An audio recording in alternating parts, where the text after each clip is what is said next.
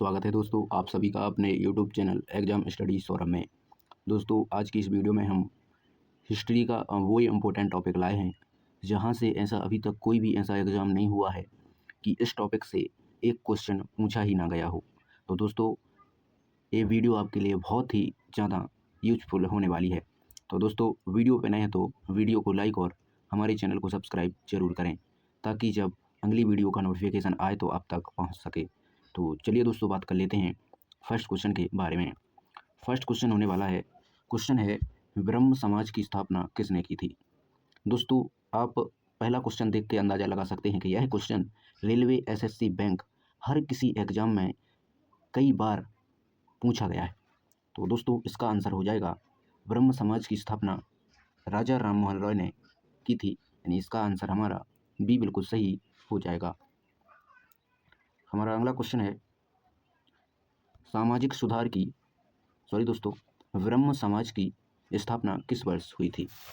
ब्रह्म समाज की स्थापना 1828 में हुई थी, यानी इसका आंसर हमारा ए बिल्कुल सही हो जाएगा। हमारा अगला क्वेश्चन है सती प्रथा के उन्मूलन में किसका महत्वपूर्ण योगदान था। सती प्रथा के उन्मूलन में राजा राम मोहन रॉय का महत्वपूर्ण योगदान था, इसका आंसर हमारा बी बिल्कुल सही हो जाएगा। अगला क्वेश्चन है हमारा सती प्रथा को किस गवर्नर जनरल ने समाप्त किया। सती प्रथा को लॉर्ड विलियम बेंटिक ने समाप्त किया, यानी इसका आंसर हमारा सी बिल्कुल सही हो जाएगा। अगला प्रश्न है आर्य समाज की स्थापना किसने की थी। आर्य समाज की स्थापना स्वामी दयानंद सरस्वती ने की थी, यानी इसका आंसर बी बिल्कुल सही जवाब हो जाएगा। दोस्तों जितने भी हम ये क्वेश्चन लाए हैं वो बहुत ही इम्पोर्टेंट हैं, तो वीडियो को लास्ट तक जरूर देखें। अगला क्वेश्चन है आर्य समाज की स्थापना किस वर्ष हुई थी। आर्य समाज की स्थापना 1875 में हुई थी, यानी इसका आंसर ए बिल्कुल सही हो जाएगा। अगला प्रश्न है वेदों की ओर लौटो का नारा किसने दिया था। वेदों की ओर लौटो स्वामी दयानंद सरस्वती द्वारा यह नारा दिया गया था, यानी इसका आंसर सी बिल्कुल सही हो जाएगा। अगला प्रश्न है रामकृष्ण मिशन की स्थापना किसने की थी। रामकृष्ण मिशन की स्थापना स्वामी विवेकानंद ने की थी, यानी इसका आंसर बी बिल्कुल सही जवाब हो जाएगा। अगला प्रश्न है रामकृष्ण मिशन की स्थापना किस वर्ष हुई थी। रामकृष्ण मिशन की स्थापना 1897 में हुई थी, यानी इसका आंसर ए बिल्कुल सही जवाब हो जाएगा। अगला प्रश्न है प्रार्थना समाज की स्थापना किसने की थी।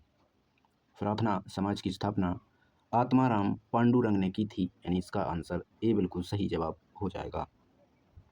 अगला प्रश्न है प्रार्थना समाज की स्थापना कब हुई थी। प्रार्थना समाज की स्थापना 1867 में हुई थी, यानी इसका आंसर ए बिल्कुल सही जवाब हो जाएगा। अगला प्रश्न है सत्यशोधक समाज की स्थापना किसने की थी। सत्यशोधक समाज की स्थापना ज्योतिबा फुले ने की थी, यानी इसका आंसर बी बिल्कुल सही हो जाएगा। अगला प्रश्न है सत्यशोधक समाज की स्थापना कब हुई। सत्यशोधक समाज की स्थापना 1873 में हुई, यानी इसका आंसर ए बिल्कुल सही हो जाएगा। अगला प्रश्न है विधवा पुनर्विवाह आंदोलन से किसका नाम जुड़ा है। विधवा पुनर्विवाह आंदोलन से ईश्वर चंद्र विद्यासागर का नाम जुड़ा है, यानी इसका आंसर बी बिल्कुल सही हो जाएगा। अगला प्रश्न है विधवा पुनर्विवाह अधिनियम कब पारित हुआ। विधवा पुनर्विवाह अधिनियम 1856 में पारित हुआ, यानी इसका आंसर ए बिल्कुल सही हो जाएगा। अगला प्रश्न है अलीगढ़ आंदोलन के संस्थापक कौन थे। अलीगढ़ आंदोलन के संस्थापक सर सैयद अहमद खान थे, यानी इसका आंसर बी बिल्कुल सही हो जाएगा। अगला प्रश्न है थियोसॉफिकल सोसाइटी का मुख्यालय भारत में कहाँ है। दोस्तों थियोसॉफिकल सोसाइटी का मुख्यालय भारत में चेन्नई में है, यानी इसका आंसर बी बिल्कुल सही हो जाएगा। अगला प्रश्न है देव समाज की स्थापना किसने की थी। देव समाज की स्थापना शिव नारायण अग्निहोत्री ने की थी, यानी इसका आंसर ए बिल्कुल सही जवाब हो जाएगा। अगला प्रश्न है यंग बंगाल आंदोलन के नेता कौन थे। यंग बंगाल आंदोलन के नेता हेनरी विवियन डेरोजियो थे, यानी इसका आंसर ए बिल्कुल सही हो जाएगा। अगला प्रश्न है, गुलामगिरी पुस्तक किसने लिखी? गुलामगिरी पुस्तक फुले द्वारा लिखी गई, यानी इसका आंसर बी बिल्कुल सही हो जाएगा। अगला प्रश्न है, भारत की पहली महिला शिक्षिका किसे माना जाता है? भारत की पहली महिला शिक्षिका सावित्रीबाई फुले को माना जाता है, यानी इसका आंसर बी बिल्कुल सही हो जाएगा। अगला प्रश्न है, सत्यार्थ प्रकाश के लेखक कौन है? सत्यार्थ प्रकाश के लेखक दयानंद सरस्वती हैं, यानी इसका आंसर बी बिल्कुल सही हो जाएगा।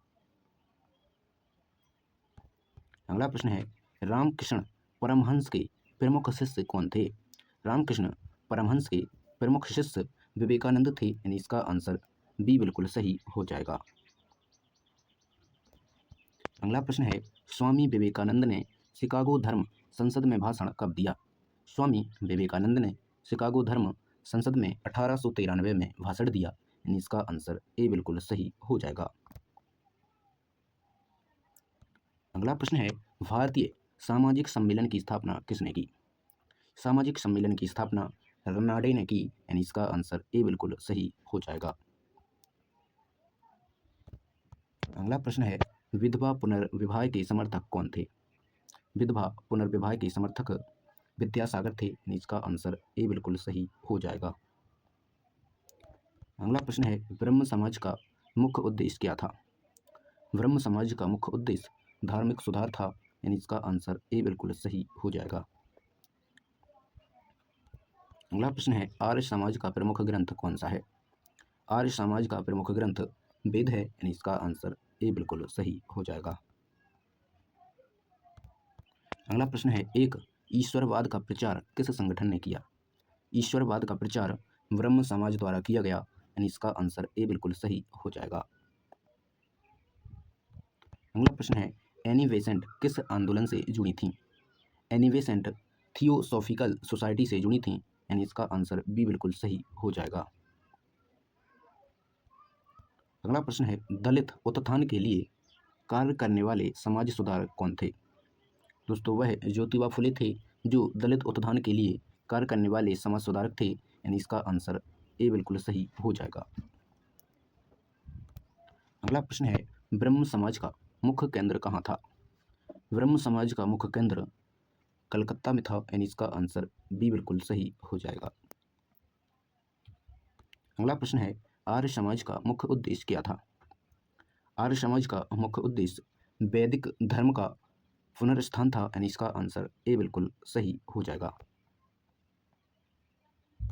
अगला प्रश्न है, महिला शिक्षा के समर्थक कौन थे?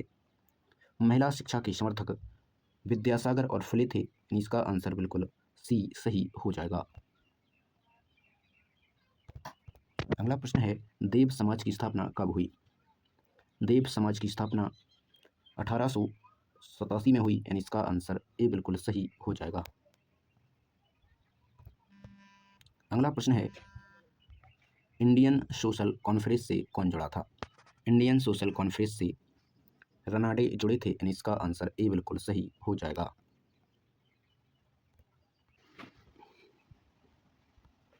अगला प्रश्न है, बाल विवाह के विरोधी कौन थे? बाल विवाह के विरोधी विद्यासागर, रनाडे और फुले, यानी इसका आंसर डी बिल्कुल सही जवाब हो जाएगा, यानी कि ये सभी बाल विवाह के विरोधी थे। अगला प्रश्न है, स्त्री शिक्षा के क्षेत्र में अग्रणी कौन थी? दोस्तों, स्त्री शिक्षा के क्षेत्र में जो अग्रणी थी वो थी सावित्रीबाई फुले, यानी इसका आंसर ए बिल्कुल सही हो जाएगा। अगला प्रश्न है, बैक टू वेदाज का संबंध किससे है? बैक टू वेदाज का संबंध दयानंद सरस्वती से है, यानी इसका आंसर ए बिल्कुल सही हो जाएगा। अगला प्रश्न है, केशव चंद्र सेन किस संस्था से जुड़े थे? केशव चंद्र सेन ब्रह्म समाज से जुड़े थे, यानी इसका आंसर ए बिल्कुल सही हो जाएगा। अगला प्रश्न है, रामकृष्ण मिशन का मुख्य उद्देश्य क्या था? रामकृष्ण मिशन का मुख्य उद्देश्य मानव सेवा था, यानी इसका आंसर ए बिल्कुल सही हो जाएगा। अगला प्रश्न है, अलीगढ़ आंदोलन का उद्देश्य क्या था?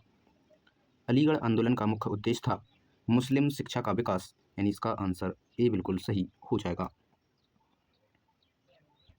अगला प्रश्न है, थियोसॉफिकल सोसाइटी का भारतीय मुख्यालय कहाँ है?